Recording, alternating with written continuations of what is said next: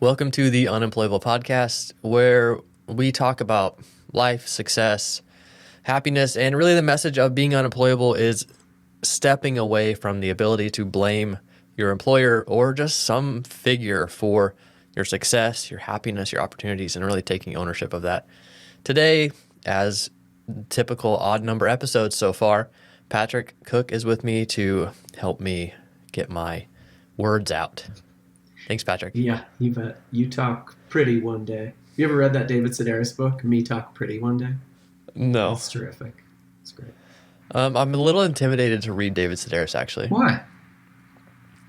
It kind of reminds me of like talking to Skaggs about writing. It just feels like this is just a level that my brain doesn't work when it comes to like literature or writing. Or he is a master craftsman.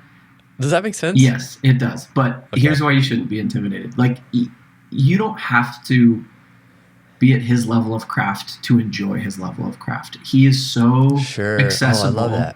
He's so accessible. Yeah. And like, the comedy in his books is so tight and so Okay. mundane. Like, he just like rolls around in like the awkwardness of life situations that I would flee from, like 1,000%, 100%. I know that statement bothers Does Skaggs you. like him? I don't know. I've never talked to Skaggs about Skaggs Sedaris. likes awkwardness. It's true. I only have a couple of friends that thrive in awkward situations, and he is one of those. Yeah, I see the I appeal think he's just of like it. that present, or he's like, this moment is happening. He's like, what is this? Well, he understands story so well, and he's a good observer. Yeah. And so when he's watching the chaos of normal human life play out in front of him, he takes great delight in it. Like, I'm too in my own like fear of perception or whatever it is that I'm stuck in. I can't step away far enough, and I know a few of those people that can just like step away and enjoy the weirdness as it plays out. Yeah, I like that. I like that about Josh, even though I don't relate with it that much. Yeah. One thing I wanted to talk about was after action reports. So something that we've been doing. I assume you've been doing it. Yeah, I have. So I've mostly done it on weeknights. I've done it a couple weekend nights, but I haven't connected with it as much on weekends. I haven't done weekends yet. I'm more like analyzing it compared to my calendar, and I don't put much on weekends. I want to do it. So I want to do it for weekends as well, just because I don't want to be measuring success based on work outputs. Like, I want to be measuring rest and, whatever activity that I'm engaging with on weekends in the same way, and this not just be a work productivity task, because a lot more emotional stuff is coming out in those weekday ones. So it so far it didn't seem like anything was happening on weekends, but I don't think that's true. I'm going to try to start weekends. Yeah, that's a good point. So the questions at the end of the day that we're asking are what happened, what was supposed to happen. So kind of like a comparison of like what happened versus like what's on your calendar, what your expectations were. Then the next question is what went well and how do you maintain that level? And then what didn't go well and how do you like adjust or course correct? I've been changing that to kind of course correct because I don't want to just like be like, how do I fix it? Because when you're doing it every day, it's micro adjustments that make a difference. Totally. Yeah. Somebody asked me last night on Instagram, I kind of posted something about it. Then I do most nights when I kind of post something about my after action report. And somebody asked like, what's the framework for this? And which just shows me like people don't watch your stuff every day, obviously, because I've talked about this. But I think just like sharing that framework of, hey, try this for a little while, see what you notice about your life or your day or your thoughts or whatever. Is so intense. And doing it even just for like 10 days straight, I just started to see patterns for sure. Yeah. Even and we talked about some of those patterns and even some of the personality things that we notice about ourselves. Like, I'm just always optimistic. I am. Like, what went well, like I could fill the page.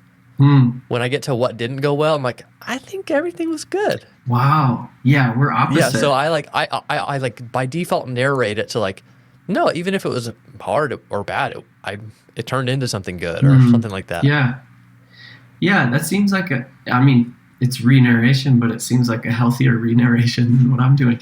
I told you this, I think, maybe over the phone or in the last episode, but I found myself immediately qualifying success with what didn't work out. Like even before I got to that part in the process. So it was like, what went well? How can you keep this going? I was like, this went well, but these parts of it were kind of a failure. And I just had to like start cutting that out and copy pasting it lower and like separate those and just let wins actually be wins. Yeah. Which is an interesting reflection. I'm still kind of digging into that, but I think that structure has been simple enough, and it's been simple enough for me to start building a habit with it pretty easily. I just do it right before I go to sleep. And I do mine pretty late. Yeah. So that's helpful. And then it just clarifies. It's clarified things enough that it's changed the way that I've planned the next day. And that seems like small, but it's actually been pretty significant in the way that I'm living the ensuing days. I think there's probably a way to do it kind of weekly as well. Maybe that's what I'll do on weekends to be like, did I move the ball down the field in the way I wanted to this past week, and kind of analyze that? Yeah. I think that makes sense to me. I think that would be helpful, because then you can start pulling out larger themes. You can look at the bigger picture of growth. Maybe it would make sense to do it monthly, like a bigger zoom out monthly or quarterly or something, however it works for your goals. Yeah, I mean, especially if you had, 25, 30 of those daily ones to look at. Something that stood out to me about it is that we just don't have that kind of data. Yeah. Unless you do some kind of daily action like that. Totally. Oh man, I wonder. And just by creating that data, you can like start to look at it and actually understand like where you're giving up slack, and then where you're gaining ground. Or if you're stuck in cycles, that's kind of where mine goes immediately. If I reflect on this month by month and I'm dealing with the exact same stuff week by week, that's then something structurally needs to change. So let's try it. And then you put in a system or find a person to help you be accountable. It's like, hey, I want to get out of this cycle by the end of the next month. I don't want to reflect on the next month and have the same cycle. Yeah, that's great. I do that in a couple of places, mostly with running right now, because I have this goal of a race that I'm going to do in August, and Ethan just pops in every now and then and reminds me how many weeks it is, and and he's not he didn't build me a system for training or anything, but he just pops in every now and then. Is like, hey, if you don't have a plan yet, you should probably make one.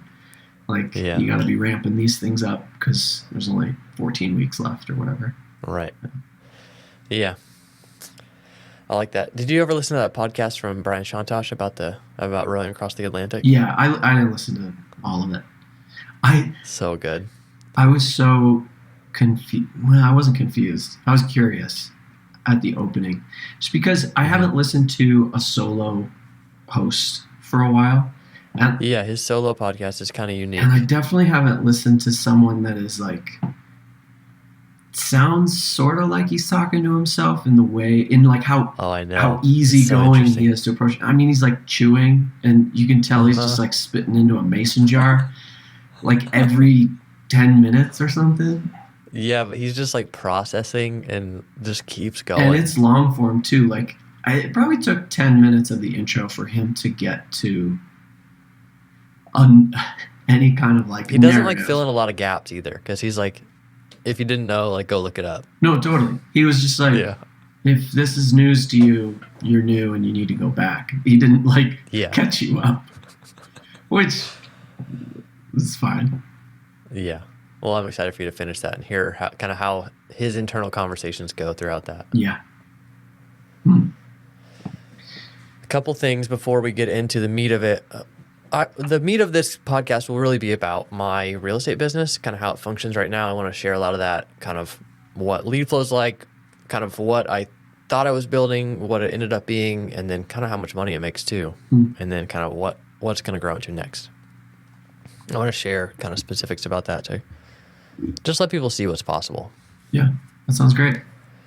But first, I was in my comments on my videos yesterday, which I do very rarely, maybe like every other week. I go in and reply to like the last week of comments. Okay. And I publish 2 videos a week, so there's quite a bit of comments. Give me a ballpark. There's probably 20 comments a week, easily. Yeah. Are they? And some of those are on old videos. Yeah. But typically, mostly on the new videos. Are they questions or affirmations? Or? Yeah, depends on the video. Okay. So I made a video about an area that I hadn't talked about yet, called Land O'Lakes. Cool, like kind of suburb area, but kind of some older houses in that area too. Yeah. Cool area. And I hadn't made any videos specifically about that area, and I wanted to talk about this new community out there. So I kind of dialed back, made kind of like an overview video of the area. Then I made a pros and cons video of the area. Then I made a video about this new community. And somebody commented like, I really don't appreciate this. And their comment hardly even made sense. They're just a local, like from there, and they just don't want anyone to say anything that's kind of negative. Okay. So it was kind of funny. There's those ones like that, like are fine. They don't really bother me. Some of them that do bother me are like, why aren't you doing this? Like nobody wants to see someone talk to a microphone in a room. Get out there, show the city, be fast, be funny. You'll see the results. I commented back. I'm like, I'm actually seeing a lot of results from how I'm doing it. Like, it just depends what your goals are.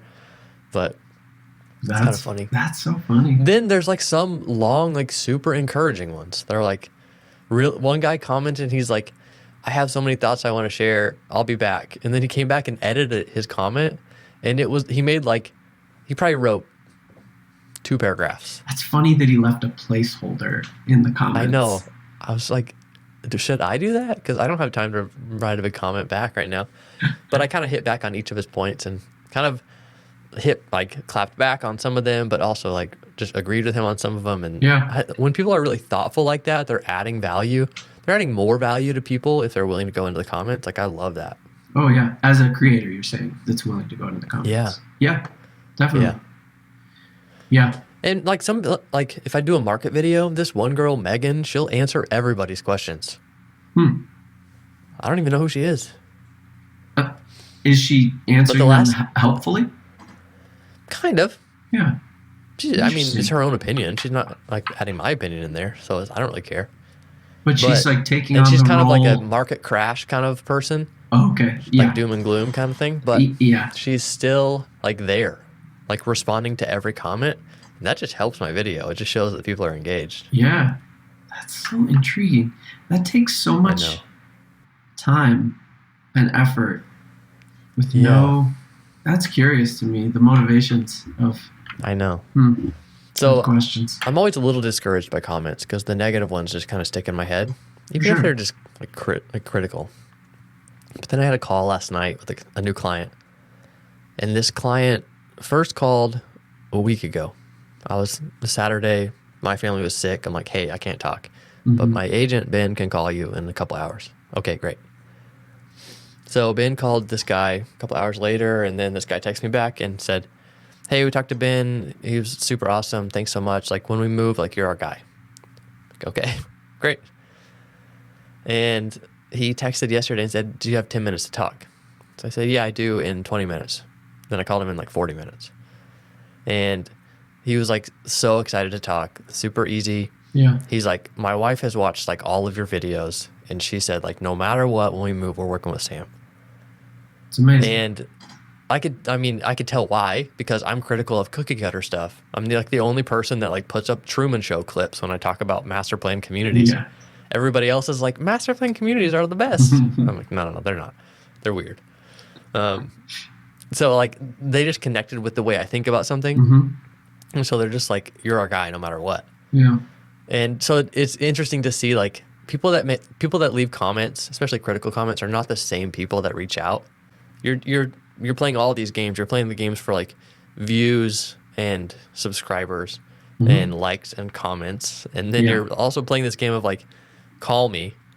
But you need to like fill up the views to get the clients. So like, it's just, you have to play both those games at once with this business. It's kind of interesting. We'll get into some of that. Yeah. Love it. Gosh, I have so many gripes and random thoughts I actually want to talk about, and then I have to talk about business stuff. I had this idea. I was actually talking to my coach about this last night, about kind of the skill of learning versus the skill of applying. Okay. And some people have more of a crass way of talking about this. They call it like mental masturbation. And I get what they're saying. It's like for a long time, like your skill is like just learning information. And I've been in that place where I'm just like consuming a lot of content, reading a lot of books, but then rarely ever like taking a season to just apply stuff, to take like 10 concepts from a book that you're really connected with and spend 6 months like just trying to apply those concepts and seeing how they stick. Yeah. I wonder if the normal approach to education or learning is this hope that if you collect enough information, something will become clearer or easier or come to you more naturally in this like murky, hopeful future, when probably the practical road to success, and I'm speaking to myself here, is just like, is as soon as you have something that you can hang on to, information, like trying to apply it wherever you're at immediately and test it and look at it from multiple sides and try to build a habit of it. And then if it's not working for you or working for your goal, let it go quickly. I do that. I think that's a framework that I'm trying to shed. Is just like, if I fill up this time with what seems like beneficial education or busyness, then down the road I'm going to achieve clarity or success, but it's always this distant thing that doesn't have a very clear roadmap to it. Yeah. I think it takes... I just think it's a challenge. Yeah, and I think it takes courage to start applying before you feel the confidence of expertise. Yeah, I think I was reading... but the act of applying is the only way you gain expertise.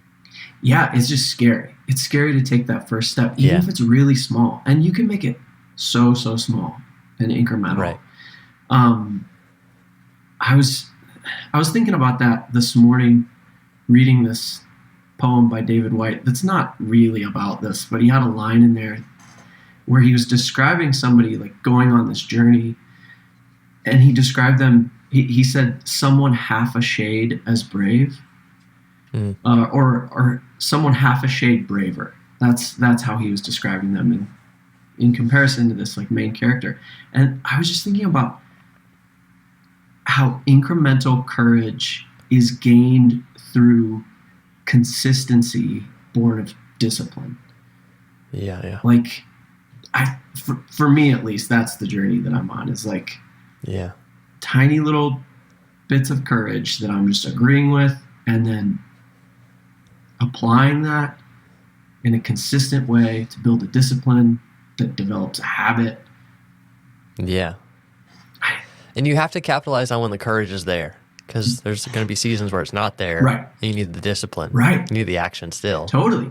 But for those days when like the muse is not speaking to you creatively, that's when all that structure, all that work, all that discipline pays off. Like that muscle is so well developed that you can have a bad day. And like when you show up to the gym and your heart's not in it and you can't see the achievement at the end of it, like your base is built well enough that you're not experiencing a great deal of suffering. Your body knows what to do and it goes through those motions. Yeah. Yeah. When I got up this morning, my Whoop sent me a notification that you slept more. Good job. I slept 7 hours. Oh. Yeah. I didn't know I hadn't been sleeping very much. Yeah. Yeah. I've been staying up late working. Working on what? Editing podcasts, planning this one. Yeah. Just kind of filling in the gaps. That kind of stuff. Okay. Let's get into some of the practicals of my business that we didn't cover last time. After we shot that episode, I was like, hey, I didn't say really how the business works. I more talked about like what I think about it, kind of how I started it, kind of that initial thought process, which I think is really important. But I want to get into like how it actually functions now. Yeah, I think those parts are some of the most exciting. Which parts? My first question for anybody's job is like, how much do you make and how do you make it? Right. Yeah. It's interesting. And I think and we also kind of have this obsession of like, what do you do and how much do you make? Yeah. It's just kind of a cultural obsession too, right? Sure. They're like waypoints. They're probably broken waypoints to value or I don't know if we're like trying to figure out where our status or standing is, or I don't know. It's kind of interesting. It can give you some indicators to curiosity and intelligence, I suppose. Yeah, absolutely. So the business is, it's funny. It's like a content business at this point. It's funny to me, but real estate sales is how the income is generated. Right. And there's this thing in real estate where you need leads. You need some kind of lead source, just like in any kind of sales. Like I go to Honda and buy a minivan. I'm the lead walking in the door. They get me in there because they have the sign out, because they have this brand reputation, all those kind of things. So they have ways of bringing leads in. They're also running ads and all kinds of stuff like that. So most realtors get leads all kinds of ways, whether that's very simple like door knocking, hosting open houses, buying internet leads from Zillow or Realtor.com, like all those kind of sources are sources that you can build a business off of. Even just like direct mail, like sending letters to neighborhoods saying like, I have a buyer for your house. That's kind of a common one. Yeah. Even if you don't actually have a buyer, it's super kind of annoying to me. Yeah. So when I got into the business, as we talked about in the previous episode about this, like I was just like, I'll do what I need to. Eventually I found YouTube as a potential source and felt like, oh, this like really makes sense to me. So now we still make those videos. There's 199 videos on the channel. Wow. And I just published one last night, so I know I'm at that number. And they're videos about the area. So like cost of living, pros and cons, kind of high level, and then they go deeper and deeper into like cities. I never talk about neighborhoods by name, which is kind of interesting. A lot of people want to talk about neighborhoods, and that's kind of like this realtor thing of like, be the expert on this like one area. I always just go bigger and wider. Yeah. Like one of the biggest deals I've done was like an hour and a half away. Like I didn't care. Sure. It was fine. But you're kind of talking about things at a community level of information, which seems like how do you give people nuanced information about a neighborhood? You could talk about proximity to schools and sort of like the aesthetic of the neighborhood, but beyond that, what's helpful about that level? Yeah, one of the critical comments was, you say Tampa, the way you use Tampa is misleading. There's Tampa and then there's Pinellas County, which are two kind of different areas. And he's like, when you combine them, you need to say Tampa Bay, which most locals are very critical of that because we don't live in the water. But what he was saying is like, you have to like refer to this whole area when you say that. And I do. And that's like when people are coming from the outside, that's what they're looking for. So that's where my mind is. Like if somebody's moving across the country, what are they searching? What are they like? Honestly, they're very often searching on their TV, and they're watching me on their TV. My head is giant. People have huge TVs now, and people are just like watching me like a reality show, one episode after the next on their TV. What? Super funny. How do you have this information? Just from conversations with clients, or does YouTube tell you what? YouTube tells you what they're watching on. Oh, yeah. Really interesting. Yeah. So it's like 30% watch on TVs. Wow. Yeah. Okay. It's a really low percentage that actually watch on mobile, because people are sitting down, like wanting to learn, doing research together, husband and wife, family, that kind of thing. Yeah. It's an easier surface to gather around. Yeah, it is. Sure. And it's a serious endeavor for them. It's not just like casual. Right. Sure, there's definitely locals that are watching it casually, and I tend to run into them at Costco. One time I was walking through Costco, and this guy was like, "You're the Tampa Bay guy." That's so strange. And he's like, "Love your videos." I'm like, "You trying to buy a house?" He's like, "Nah, I already live here." I'm like, "Okay." Oh my gosh, your first brush with celebrity. Yeah, I'm usually recognized by realtors. Okay. But it's been a few like random consumers lately. It's kind of funny.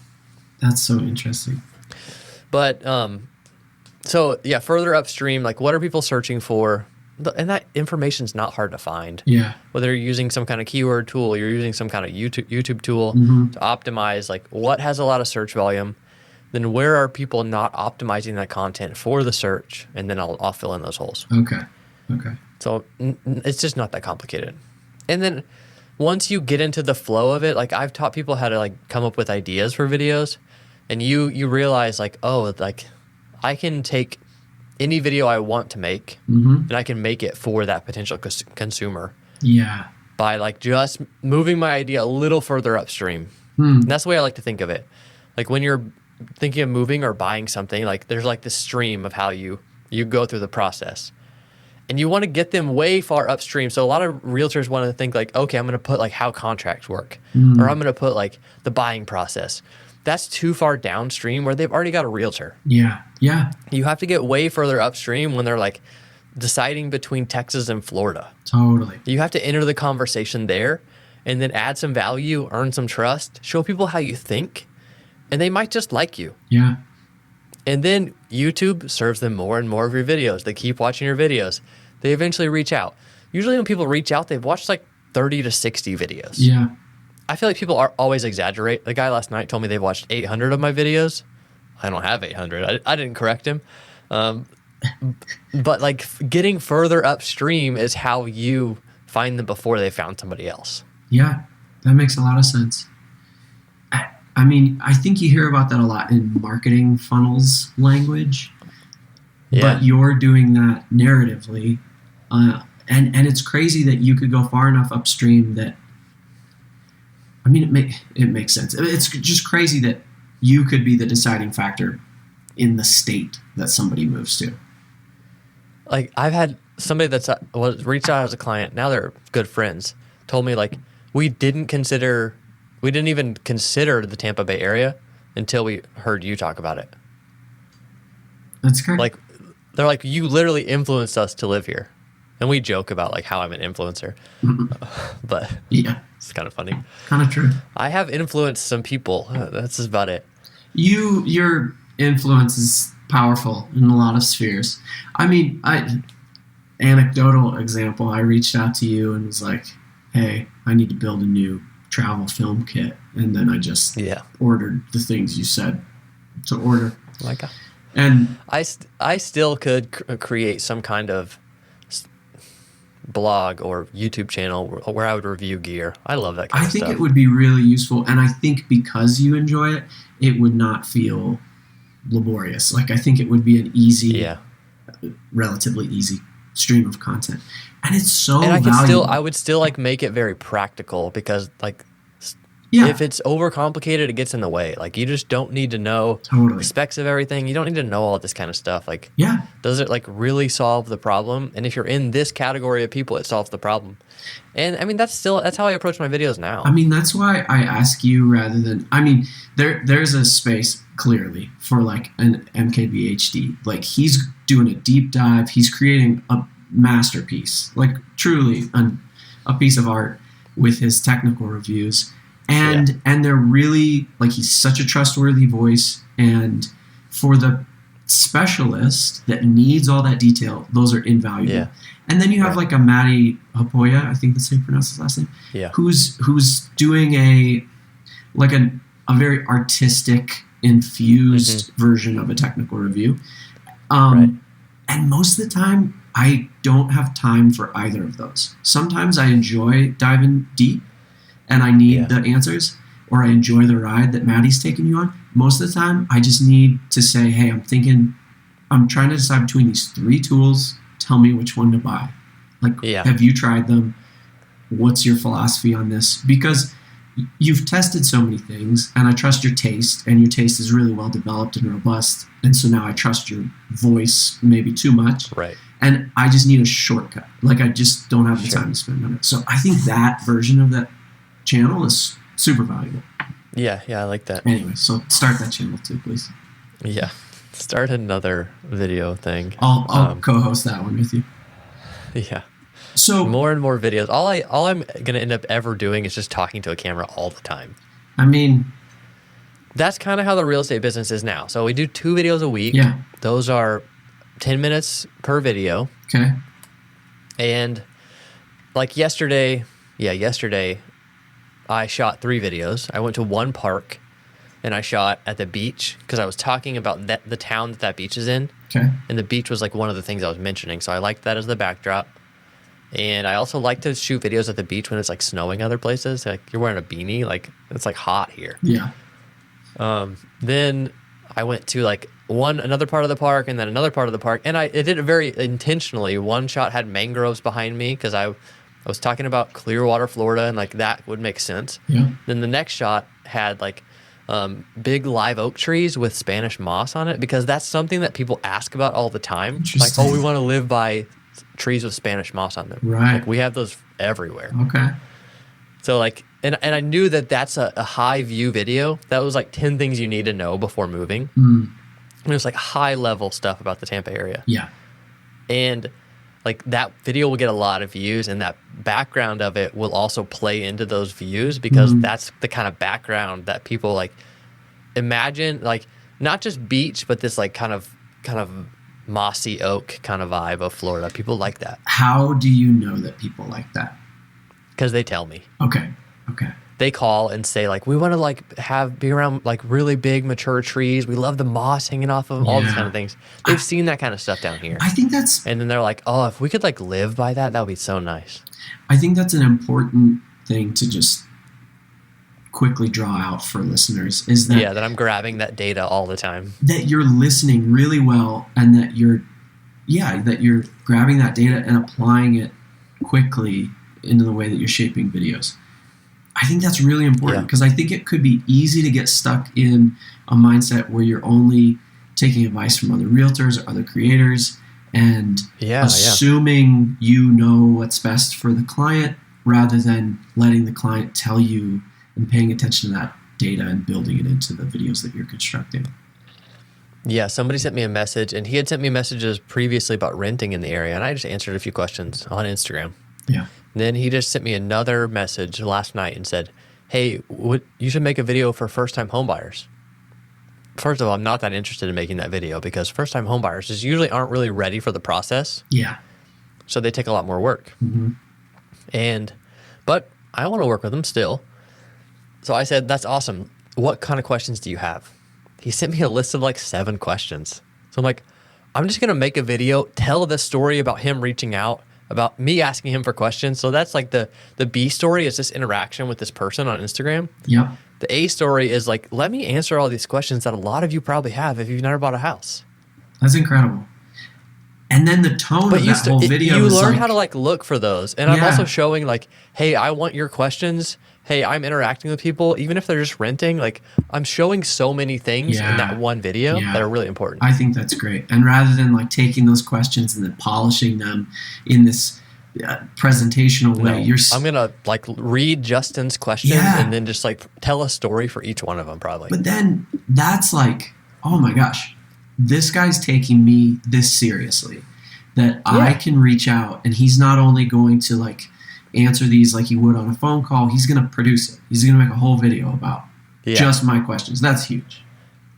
I mean, and sometimes people, even on my personal Instagram, will ask me a question. I'm like, I'll talk about that in my next story. Yeah. More because I just want to reach more people with it. Some of it is like selfish. I want to get like multi-use out of this answer. Right.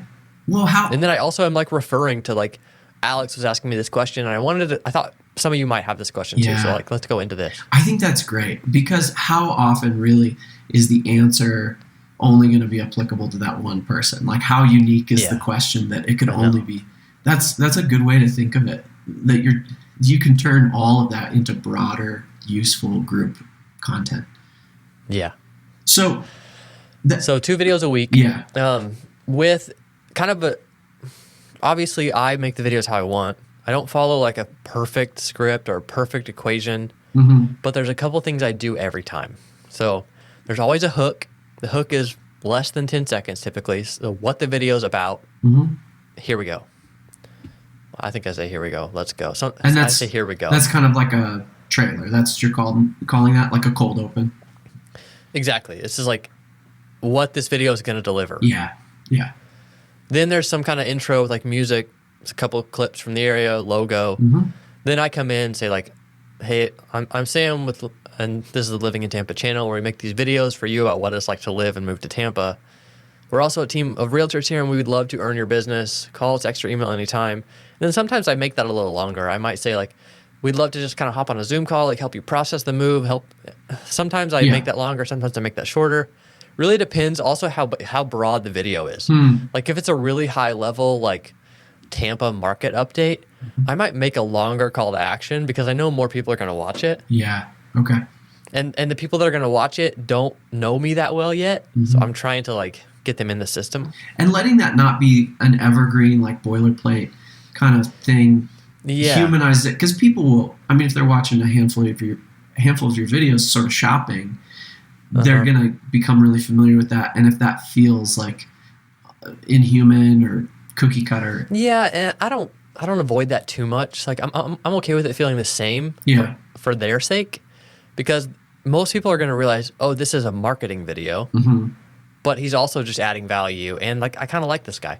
So I'm okay with them seeing that. I'm okay with being honest about that, but I like to change it up for myself. Yeah. Like, so I don't feel like, I just got to read the script. Like, totally. if it's pretty much a script at this point. Yeah. But it's just because I kind of know what I like to say.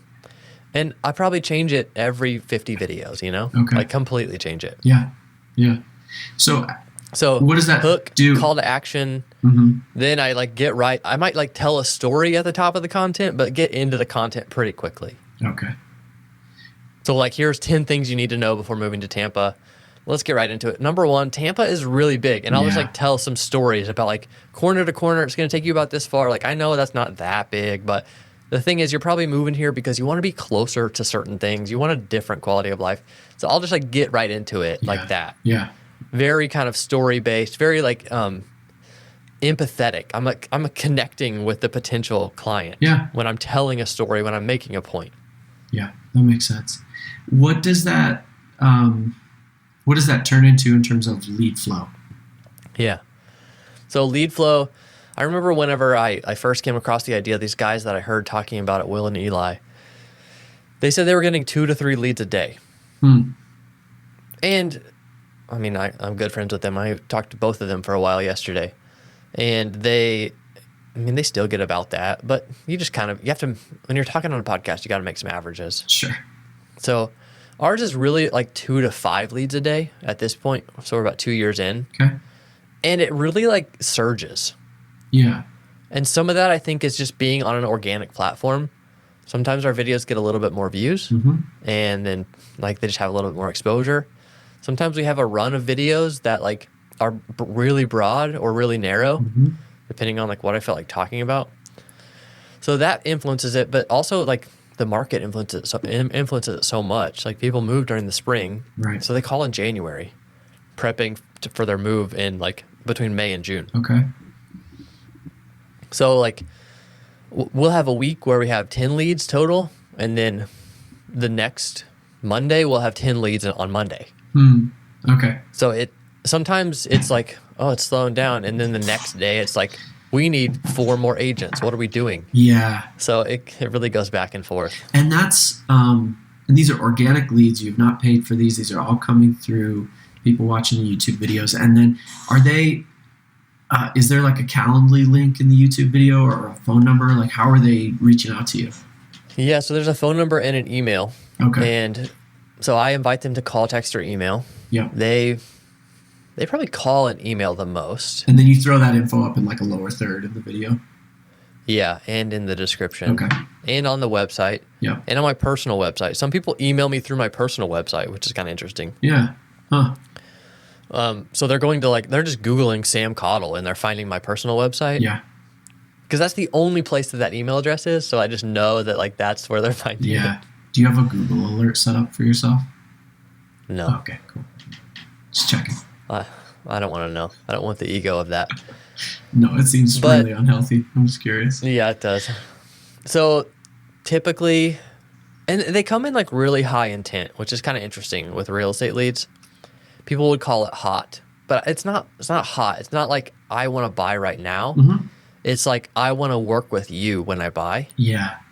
Will you be my realtor? I'm looking for a realtor. Can you be my realtor? Like things like that is what people say.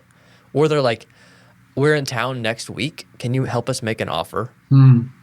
Like, so they come in like really connected and committed to me because I've built all this trust with them. Right. They know how I think. Yep. They know how I work because I tell stories of clients. Yeah. They know where I live. They know I have kids. They know I'm from a small town in Oklahoma. All these kind of tokens that I put in videos. Yeah. That really help them connect with me. They've developed a parasocial relationship with you to some extent. Sometimes I'll like talk to someone on the phone and they're like in town soon. I'm like, yeah, let's have lunch. And then I don't even know what they look like. Mm-hmm. I don't like look them up or anything. I don't care. I don't have time for that. I'll just look for the person that recognizes me. Wow. Yeah. I've done that so many times. That's so interesting. It's so funny because they know what I look like. Right. They know what you look like and sound like, and oh yeah, they know so much about you. Does that ever? Sometimes I get on the phone and they're like, "You're the one in the videos, right?" I'm like, "Yeah, that's me." They're like, "Oh, awesome!" Oh my gosh. And sometimes these are like, 60-year-old women. Yeah, wild. I want to jump back into the flow of this, but yeah. But do you ever get concerned about the scale or the acceleration of growth and getting to a point where you might not be able to provide this level of accessibility if this becomes 10x more successful than it is right now? Because it seems like your time is already pretty thin. Mm-hmm.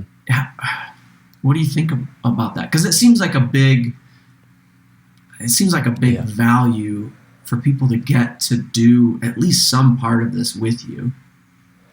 Yeah, and there's ways to scale that. And the thing is, my goal is not to be like the biggest realtor. I don't want to do the most business. I'm not like thinking of those team leaders or realtors like as my competition. I'm trying to do kind of next level things. I want to outgrow real estate in terms of my influence. So this is practice. Okay. This is practice for the next thing. I want to jump. And this is fun too. Yeah. I want to put a pin in that outgrow real estate because that's a really interesting question. We should come back to that later. But so we talked lead flow, 2 to 5 a day on average.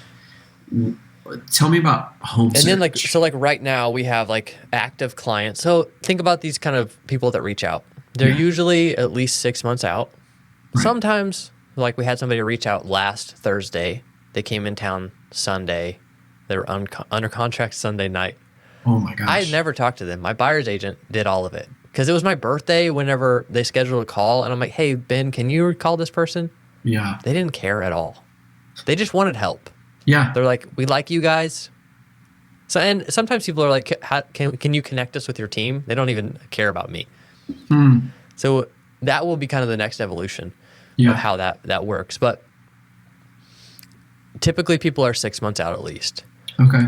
So we have kind of bi-weekly or monthly calls scheduled with an agent. So usually they have some kind of Zoom call with me. we kind of go through the process. We talk about like what they love, what they hate, just kind of build rapport, comfort any like big questions. Yeah. Tell some stories. Like that's mostly just like getting to know each other. And then it's like, hey, this is the process. I want to connect you with one of our agents because he's just going to like be more on top of this search. Like you don't want to be trying to get a hold of me when I'm making videos and stuff like that. Right.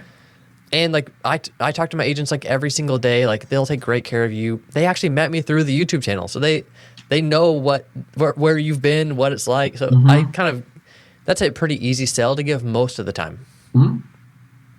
And then connect them over there. They have some kind of like buyer presentation that they do. That my buyer's agents do. Mm-hmm. They kind of like map out the timeline, set expectations, set like monthly calls, all that kind of stuff. Yeah. And then I'm connecting with them like from a business perspective, like how are you keeping up with your clients? And then also from a practical perspective of like, is anything coming up you need me to help you work through? Mm-hmm. So people are usually working in that roughly 6 month timeline. Yeah. How many clients are you working with in any given 6 months? I'm working with 4 right now. I don't want any more than that. Okay. I'm trying to do like 10 to 12 deals just myself. Yeah. Just because you make way more money on those. And then I also get really good stories from those for videos. Yeah, yeah.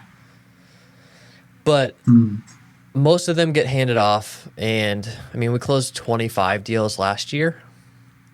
But I think we'll hit 30 before the end of July this year. Okay. And like one of my buyer's agents, I have one primary agent and then a couple referral agents. My main agent has like a really full pipeline. And he really sees the value of that at this point. Yeah. After being in the industry a little bit longer, sees like, oh, like if you can escape the need for right now money, then you can build up future money in real estate really quickly. Yeah. And then those are just a quick phone call. The thing is, those people too, they're not leads. Like he calls them to connect, they answer. Yeah. Yeah, they're like clients. Literally every time. They're clients. Right? They're clients. Yeah. Yeah. Sometimes we haven't even met them in person. We've only talked to them on the phone. They're clients. Yeah. You think you guys will do 50 or 60 deals this year? Yeah, Yeah. I do. Quarter one's always slowest. And we've done 12 so far. Okay. That's wild. Yeah, quarter two will be busy for sure. Can we talk money? You willing to share the deeds? Yeah, so let's go into that agent. I typically split the commission with that agent. So that's how like all the revenue is real estate commissions. And you know, a typical team split would be like 50-50. Or you know, if they're providing the lead, they might only give the agent 40% of it. On what percent of the sale price for those that aren't familiar? 2.5% to 3%. Okay.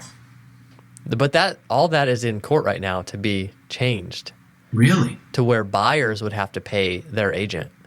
Sellers wouldn't pay both the agents. Oh, interesting. So that might change the industry pretty dramatically. Okay. But right now, I think it's fine. Give me like median home value. Yeah. Percentage. Yeah, median home sale here is like 350. Our median is more like 500. Okay. So at a 2.5% commission, that would be, 12,000. Yeah. Right now, I mean, that's typically split like in half. Okay. So, but the broker gets a little bit of that, the high level stuff, and until that's like capped for the year. But, a typical deal, I'm getting really $4,000 to $7,000. If it's your my deal. buyer's agent does it. Oh, if your buyer's agent does it. Okay. Yeah. Got it. And how much are you getting if you do it? That whole thing. Yeah, I would get that whole $12,000. Okay. Got it. Yeah. So real estate's one of those things where you don't have to do a ton of deals to make a living. Right. You really need like one a month to get by. You just have to. I would imagine it's kind of a feast or famine initially. It is, yeah. Starting out till you fill that pipeline regularly because you're probably, you do a couple deals in a month, but you're not. Or you have a couple clients and, they don't close on something for 3 or 4 months and then you don't see that money for like another month or 2? Yeah. Okay. Yeah. 30 days. It's a long time to wait to pay rent, 6 months. It is, yeah. So you have to, I mean, it is feast or famine. And that's just like owning your own business. Right. And that's really what it is. Like you own your own business when you're a realtor. Yeah. Now, whether you act like you do or Yeah, you yeah. act like an employee is very different. Right. So you just got to give yourself enough cushion starting out, or enough of a safety net that you can, Yeah. that while you fill that pipeline initially, you're surviving. And like cut your expenses enough. Like Yeah. minimize fixed costs like dramatically. Yeah. And clients don't care like if you drive a nice car. Yeah. It just needs to be clean and nice enough. You know what I mean? Yeah. That's interesting. So Yeah. can you break And probably down... my kind of clients are different too, because I like set the tone of how we relate and what I'm like and all that kind of stuff. Yeah. Can you break down So- year by year? Yeah. What? So I got my license in June of 2020, and that's when we moved to Florida. Mhm. And we had some money saved from flipping a house in Colorado, selling our house. And I didn't feel like in a hurry to make money. I was like, I more just want to like figure out how I'm going to do this business. And at that time, I was like, I want to just make enough to where I can start doing real estate investing full time. Yeah. That was my whole idea. And that was it. Then, so I had one closing. I think it was actually in January of the next year. So, but then my first full calendar year, so 2020, didn't make anything, didn't really care. It was more exploring and then starting to build. January 2021, started the YouTube channel and made $89,000 that year gross. Yeah. Now, not much of that gets paid in taxes. Not much of that gets paid to the broker. Like most of that's profit. How much of that was YouTube revenue? Like 81,000 of it. Well, traffic through YouTube, but I mean like actual, like, are you making ad revenue on YouTube based on video views? Probably $2,500 or something for the whole year. Okay, small. Yeah. Real small amount. Yeah, it pays our cleaner. Right, but that's still incredible. Like you're net positive in a space where a lot of people are allocating marketing budget or paying a lot of money for leads, for lists, for Zillow leads, right? Oh yeah, positive on it. Yeah, yeah, for sure. And getting higher value leads. Obviously, I mean, we're saying free, but there's a ton of sweat equity put into that. Yeah. Okay. So at the end of 2021, I brought on my buyer's agent because my son was born and I wanted to be home way more. So 2022, I worked a lot less. I worked about 32 hours a week. Okay. Kept making videos, but referred all the deals out. And total revenue from the YouTube channel from real estate sales was a little over $300,000. Jeez. And how much of that was split with the buyer's agent? It was probably about 50-50. Okay. Yeah. Wow. Yeah. So you nearly doubled your income and worked less. Yeah. In that second year. Yeah, I doubled my taxable income. Really, 2021, my taxable was 70 something. Yeah. In 2022, my taxable was 140. Yeah. Wow. Yeah. And that's one of my goals is to double that every year Okay. until I can't. Yeah. And then figure out why I didn't and then do it. Yeah. Oh, okay. Yeah. Yeah. And that's just more like a little benchmark I like to kind of gamify with throughout my year. Are you on track for that this year? I'm a little behind. Okay. But lead flow is definitely on track for that. Okay. I'm also bringing on another agent. We'll get into that. Okay. But I wanted to talk a little bit about how I envisioned it when I started it. So say January 2021, videos are going out. Like I'm excited about it. They're getting views. You know, people are starting to engage in comments and reach out, ask about rentals. And I'm like, this is going to work. And I thought, okay, I'm just going to refer these out. If I can refer out, and I would just did the math. Like if I could refer out 6 to 8 deals, if I could have 6 to 8 closings per month just from referrals, I'm getting 25% of them, then I can make about $10,000, $12,000 a month. Yeah. Great. And then I could just start to invest in real estate, which was kind of what I wanted to do the whole time. Yeah. Okay. That didn't work for a few reasons. Mostly because I liked the people. Yeah. the people liked me and I liked them. And I'm like, I like working with these people. Like, these are fun clients. Yeah. Like, this changes the whole game. Mm-hmm. Also, like, these people are wanting me. So I can't just like refer them to some random agent. Mm-hmm. Like, it needs to feel like a better, like I need to be able to trust that this agent is going to work kind of like me. And so like that just didn't feel right. And also like I'm still like trying to figure this out and like close these deals and make this money. Because you make more money when you do it yourself. But the thing is, the first deal I closed from YouTube was the third deal I had ever done. Wow. So I was still like wanting to learn the lessons of the deals too. Mm-hmm. And being involved in those like helped me have stories for videos, learn lessons and get better, like getting contracts accepted. It was like a crazy market too. During the pandemic, people were moving to Florida like crazy, super competitive. Interest rates were really low, like bidding wars and all that kind of stuff. So it was a unique market. Yeah. That's so interesting. So I wanted the lessons of that market. Okay. At one point, I was with a small broker before I joined this bigger brokerage, EXP, that I'm at now. And I went to them and said, hey, I think this is going to work. I think like I'm getting good lead flow, like I'm getting good views, subscribers. And they were in a few different markets. And I said, hey, how about you bring me on staff? And I'll create these channels for all your markets. And we'll have organic leads instead of you having to buy all these dumb Zillow leads. Mm-hmm. They didn't get it.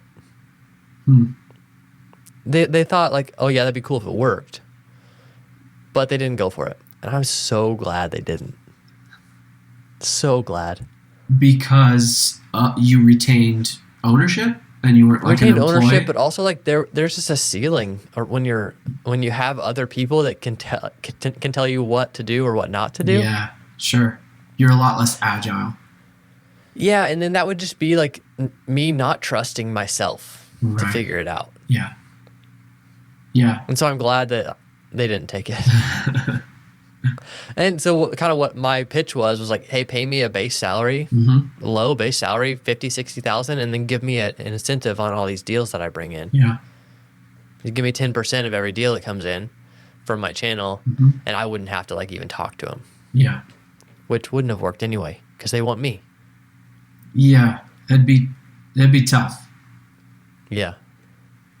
Eventually, I probably could have figured it out. I mean, I think eventually it would be possible to build trust in a team. Like you're doing that with your agent right now. Clearly that's working for a lot of people.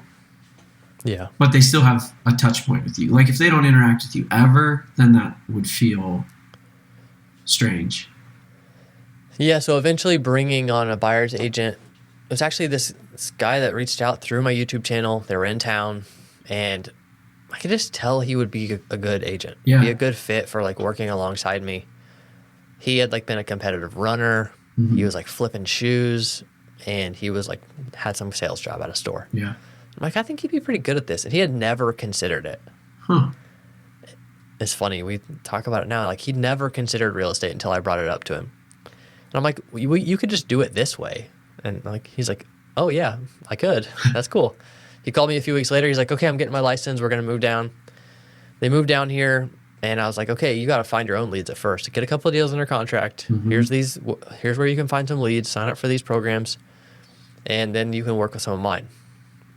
So he got a couple of deals under contract, little deals or mobile homes. Like, I didn't really care. Yeah. I just needed him to like not fumble too much with mine.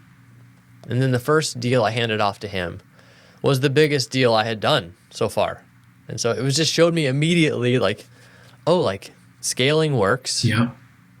And I can figure it out. Yeah, and there's a way to share or replicate this culture of care, of client care. Yeah. Yeah. And so that's where I still feel good handing people off to him because I'm like, I know he cares the way I care. Yeah. He's not super hungry for the commission right now. He's going to take great care of you.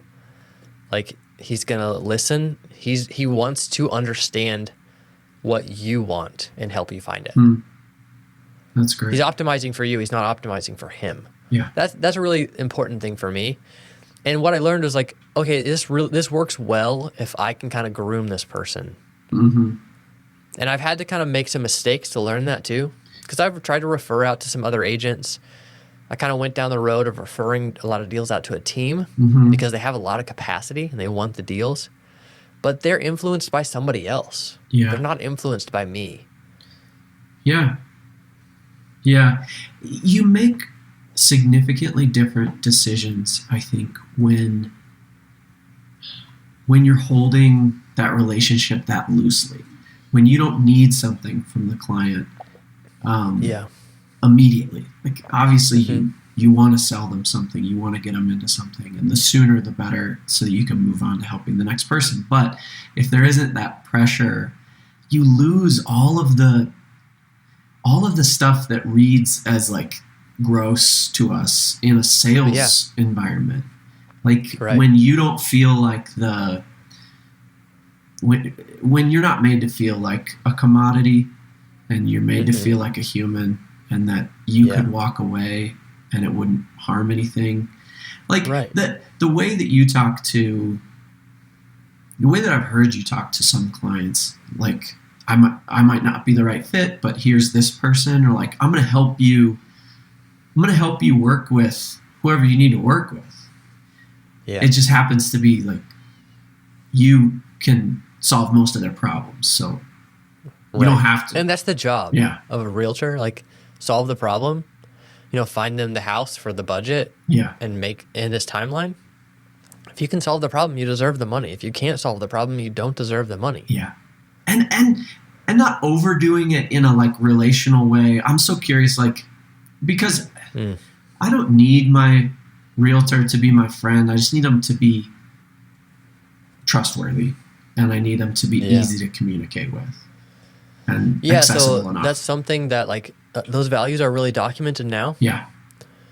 Kind of how we interact with clients, and me being able to coach my agent in the beginning made a big difference with that. Yeah.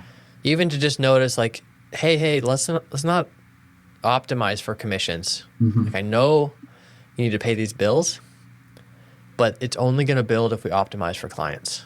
If we optimize for what they're interested in, what they're looking for, if we value them, if we care for them. Yeah. And that's the only way it's going to scale, and it's going to like feel like a brand. Yeah. So that's working really well with one buyer's agent now, right? Yeah. Why not build a team based on your experience with that buyer's agent?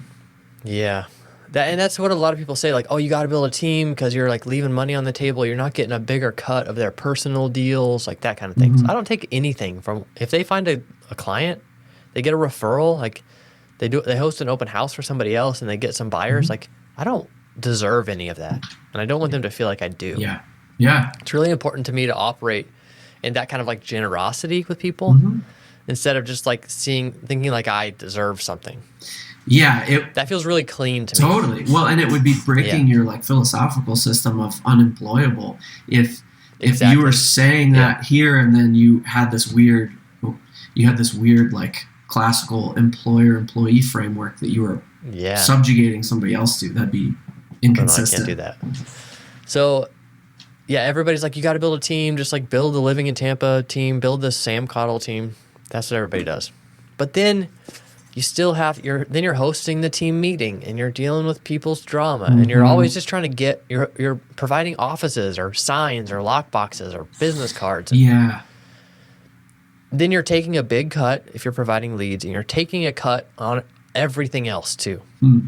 So a lot of teams, especially for newer agents, they'll give the agent 30% of the commission if it's a team lead, and then they'll take 50% of the commission, even if it's their own deal, even if it's their mom that they did a deal for. Oh, wow. Interesting. Yeah. It's kind of intense. So that just didn't feel like the kind of business I wanted to run. Yeah. Mostly, I disagree with kind of the structure, and I want to change some of the status quo of the industry. And it's so easy to just be critical of the status quo in an industry like this. Sure. And just like gripe about it. But to actually be willing to be the difference and be the loud, different one that's like, hey, we can do all of this differently is a big thing to take on. Yeah. And it's something I've kind of let myself take on. That's great. Is there anybody else that's, well, talk to me maybe about how you're thinking of that framework now. Because you obviously need to scale. How are you going to scale? What's that growth look like practically if you don't want to build a classic team structure? Yeah, I'm definitely going to add some more agents. Okay. I had an agent reach out to me recently, and a lot of my Instagram content is to attract agents. So both to like build downline stuff with the broker, I'll get into that, but then to like find the potential people that could work some of my deals too. So this girl, Caitlin, reached out to me, sent a really thoughtful message like, hey, was referred to your YouTube channel by this guy in Orlando. I'm moving to Tampa and wondered, if we could connect sometime. I'm kind of a newer agent. I've done a few deals, but looking for like some coaching, mentorship, and just curious if we could partner in any way, which is kind of funny to me that now people are reaching out to me as a mentor. It's awesome. Makes sense. Yeah. So I talked to my coach about it like right away. I'm like, what do you think the play is on this? And how much should I talk about doing deals together as a potential? And we decided that I would kind of talk about that right off the bat. Like this is a potential. Like I'm always looking for like great agents to add to my thing and help work with my clients. And I'm not like greedy. I don't want like another part. Not that those team leaders are greedy. That's not really what I'm saying. But I'm more just like, I don't want another cut of your business that you build on the side. Like I'd rather you work with my leads, take great care of them, and then use that to build your own business. Yeah. Because that's what I want for people is like you take control. If you want to get into this industry, like you need to realize you're a business owner. You need to build your own business, and I can help you do that. And so that's really my pitch for those people. So I was like, hey, look, I want to connect you with my buyer's agent just so you know that I'm not like completely full of it. So she talked to Ben for a while, and Ben told me that she was like, this just seems like too good to be true. And he was like, no, it's not. It's true. Like this is the kind of the sales I've done my first year in real estate. Yeah. This is what Sam's like. This is what his family's like. Like having somebody be able to kind of like speak for you a little bit in that like helps a lot, I think. Yeah. So she's really into it. She's actually moving here this weekend. And then like Monday, I'm going to like take her to an appointment with me. That's great. Yeah. She's hungry and like excited to go. Yeah. Man. I think that framework makes a lot of sense to me. Like you retain autonomy, which means you retain responsibility, which means there's more energy and hunger and ownership still in that system. None of that gets handed off to an employer, and growth is, on your shoulders, and the compensation makes sense to me. Like they're getting a really rich deal flow, and you're getting a ton of extra capacity. Yeah. And I'm here to like help answer questions. Like I function a lot like a team leader. Yeah. I just don't like, I want to build loyalty through my actions and my words, not through some like contract. Yeah. I think that's great. The thing is, Ben is super loyal to me. Yeah. Caitlin will be too. She'll love working with my clients. She'll love the way I do things. Like, I mean, I'll still like give her like an email address and like provide her any branding she wants. She can like be part of living in Tampa. Yeah. But she doesn't have to be. She could also just be Caitlin in Tampa. Like, I don't care. Yeah. And like, so like holding that loosely and actually like leading that, like being the difference, I think people really love. Yeah. Now, structurally, and I'm as familiar with the real estate industry as you've made me familiar. Structurally, though, there is still some benefit in, well, like you're part of is it a brokerage? Yeah. That's the structure of it. Okay. Yeah. So in the pyramid scheming world of brokerages, you still have people that you bring in below you, right? And so you still, no matter what, under the auspices of that brokerage, make some commission on their sales? Yeah, good question. It's not commission. They call it revenue share. Okay. So some brokerages have revenue share. Some have profit share. Keller Williams got pretty popular for profit share. Okay. So pretty much like the agents that you bring in below you, which this is what really makes it sound schemy, Mm-hmm. like the seven levels below you. Uh-huh. The word scheme is a good word. It's not an inherently bad word. Yeah. But yeah. Scheme, plot. Yeah. It's interesting. so the way that the model works at EXP is that 7 levels below me, when they close deals, for the first, when they close a deal, 20% of that commission goes to the broker. Okay. Until that bucket is full for the year. That bucket fills up at $16,000. Okay. Half of that, so 8,000 of that, gets divided among the 7 people above them. Huh. So, like for Ben's deals, I get half of the commission. That's our deal, right? Yeah. But also what he pays into the broker, I make about $3,000 a year. Okay. Okay. Yeah. So fairly small potatoes, but if you scaled, especially as a mentor figure, like people were getting a lot of benefit from your leadership or whatever. Yeah. And you had a lot of people under you, that could scale pretty quickly. Yeah, so that's another kind of pillar of the business I'm working on scaling now. So we're going to start hosting monthly events. Yeah. And I have a lender that'll sponsor those. And they're like a pretty quiet sponsor because they want to attract realtors to work with them. And I want to attract realtors to work with me. So it's like our goals align really easily. Totally. And I'm like, hey, you guys get out of the way because I don't want a lender like messing this up. Uh-huh. The pitch is Sam's going to teach you how he built his business through YouTube. Yeah. And I'll work with my coach to like really dial in that presentation.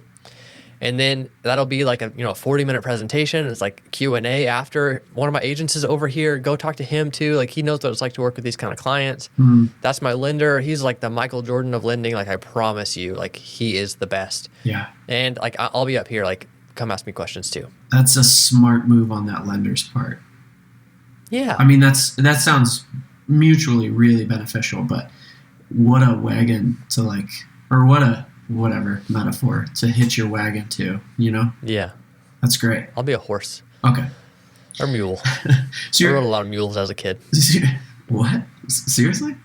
Yeah. What century did you grow up in Oklahoma?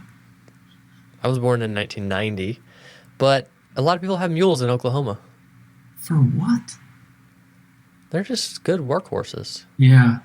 I saw mules around a lot in Montana, but I never knew what people did with them other than pack animals. Because most of them that I saw, they were strictly pack animals for like backcountry hunting expeditions.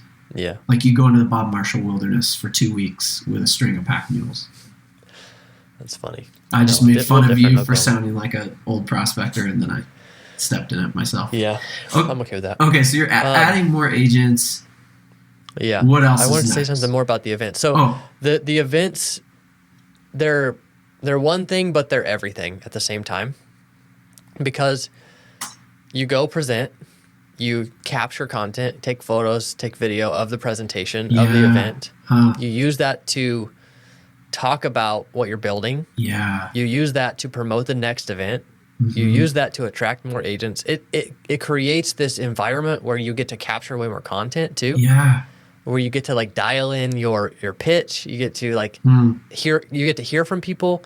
You get to even like test an idea. Like one of my coaches was telling me this yesterday. He's like, throw out the idea like, hey, I know this was fast, but what if I did a webinar next week and I break down every system that I use to create these videos?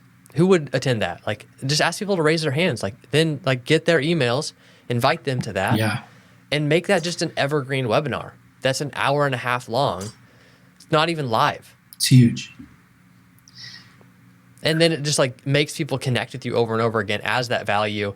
And like you're literally spending half a day to write and produce that webinar. It's like, yeah, and it's just there. We talked about that recently because as you start to do more of this teaching content for prospective agents, that you're building it because you want to bring in prospective agents, but that could conceivably become another revenue stream, like this masterclass style content. Yeah, and I've always been kind of hesitant to like create a course. Yeah. But I probably should. You probably should. And just build it now and then refine it as you have better understanding, better information. And the people that take a bet or, like take a gamble on that early on. Just keep giving the new information to them and selling it to the new people coming in. I think you could probably do that. But then there's now. other opportunities, like a big team leader in North Carolina reached out to me yesterday, and her team is nationwide, big team. Yeah. And she's like, hey, will you come teach at one of our team huddles? Mm. It's like a big Zoom call they do every week. Yeah. And I'm not teaching at that till October. Wow. All those agents are already at EXP. So I can't add any of them to my downline, but I could sell them a course. You could sell them a course, and then obviously that content is still really valuable for you. And if they're covering your costs, to come out and teach that, then that... No, it's just a Zoom call. Oh, it's a Zoom call. Amazing. Yeah.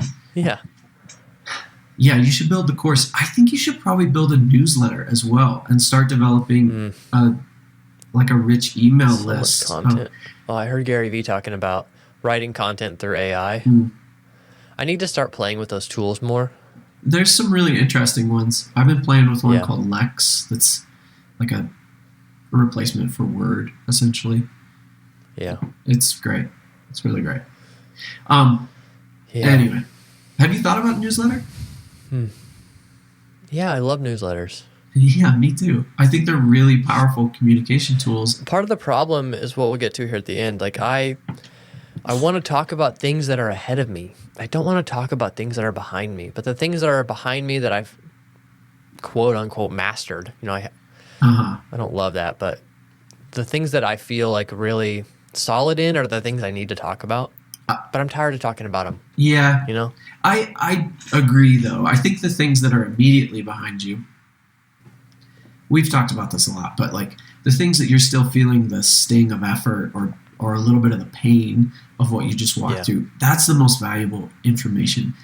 And it's the right time to communicate that information so that you're not giving people an unrealistic view of the difficulty while you're offering them the window into success. I think that's a huge part of what makes you a trustworthy voice is you're saying like you're not overdoing the win of the narrative. You're saying like, hey, here's the success, it's worth it, and it cost this, this, and this, and it took these disciplines and this much effort. So that's true. I have one agent in my downline that I've been talking to a lot. He's like 30 videos into his YouTube channel. Yeah. And just not seeing a lot of leads yet. And a part of me, like, every time I talk to him about it, I'm like, oh, I missed that part. Yeah. Of just, like, the potential's there, and you're just not seeing it yet, and you're just having to, like, hold on. Yeah. I'm like a masochist in that way. Did you enjoy it that much when you were in it?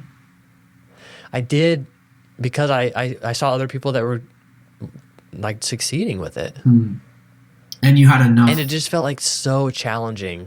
Yeah. And I felt like every day I'm just like trying to figure this out and just like looking for the metrics of like, is this right or is that right? Or it's interesting. I definitely enjoyed it. I mean, it was hard. Yeah. But I actually do enjoy hard things. Yeah. One of those people. Tell me. But yeah, eventually like building all of this, and one of my coaches, let's talk about my coaches a lot. I like coaches. You have more than one? We were talking about, we talk a lot about outgrowing real estate. Okay.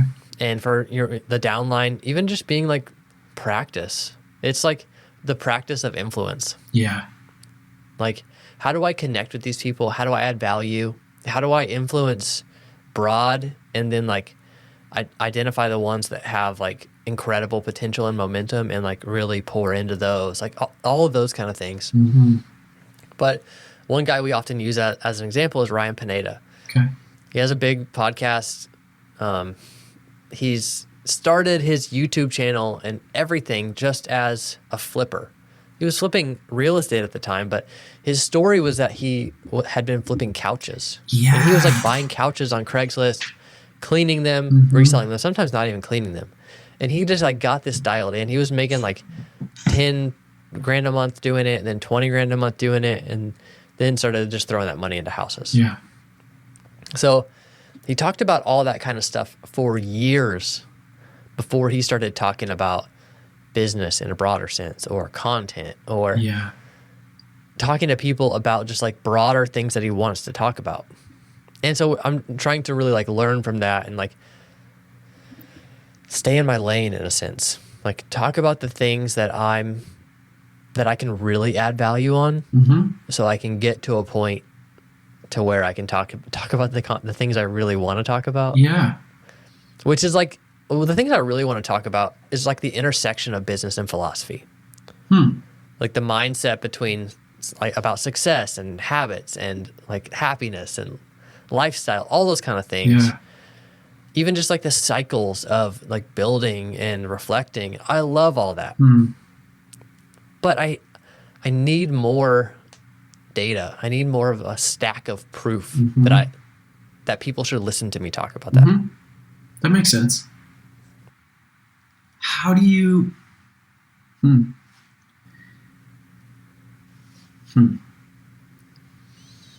I have more questions. They're just not very well developed. They don't have to be according to the notes that I prepared. That's already influencing the way that you're talking about what you're doing. Yeah. Can you just reveal more of the background infrastructure that's leading you to these choices and philosophies and opinions in real time? Or are you trying to like understand it enough yourself that you feel confident in saying like, I think this is a good idea, or this is the... Yeah, not much of it is confidence. Like I can talk about it pretty confidently. Yeah. But then I think people will just look at it and be like, this guy's just copying Alex Hormozy. Like anybody can do that now, right? Sure. But do you have like the stack of proof that like shows you can be in that conversation? Yeah. And I just kind of want that for myself and for others. What is the proof? Consistency, money, like what is the proof? Yeah, I think it's kind of all those things. Like even just like, you're going to hate this, even just like grind, like evidence that I like endured, right? Yeah, I do hate that. So many people like don't have evidence that they've like continued. Yeah. No, most people just quit. And that's fine.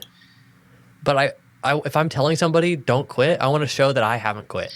Yeah, I guess I would just call that like consistency rather than grind. Grind, in my understanding of it, is like the connotation is that you've sacrificed everything for this achievement, and that's not what you're doing. Like you're balancing your life and your work well. I sacrifice a lot of things though. For sure. But you're not like, you haven't sacrificed your family on the altar of business success. Like, no, I've sacrificed other things instead, for sure. Yeah. Like you've sacrificed acceleration and growth in your business for time for your family. I guess grind to me is like a little too like hustle bro culture. It's not that big of a deal. It's just a word. Like I know, I just like that you hate it.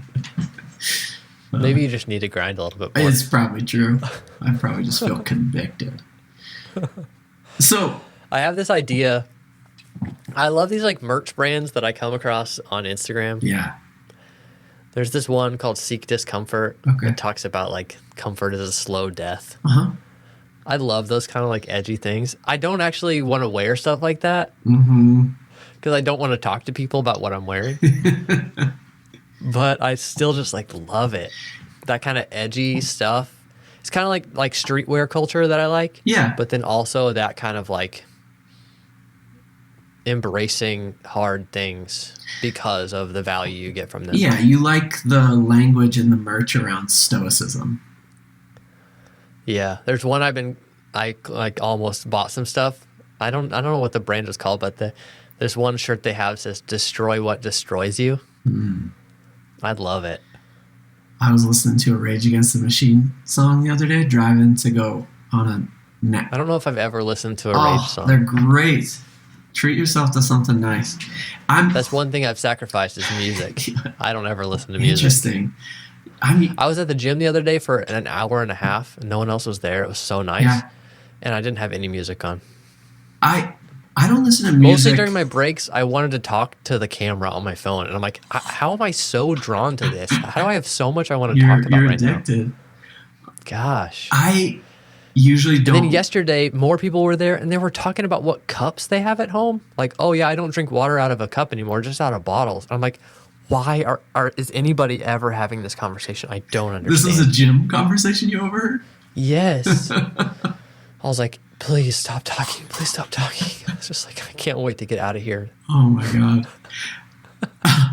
I don't usually. Hopefully David listens to this and he hears that. David? Yeah. He was probably annoyed by the conversation too. Oh, amazing. Yeah. Is this you? He owns the gym. Got it. Okay. I don't usually listen to music when I run. I'll listen to a podcast or just to nature and my breathing. Your breath. Yeah, which is important. Music messes with my cadence so much. But I was listening to a Rage song the other day driving to go do the incline in Manitou. It's like this nasty set of vertical steps. It's like a vertical mile.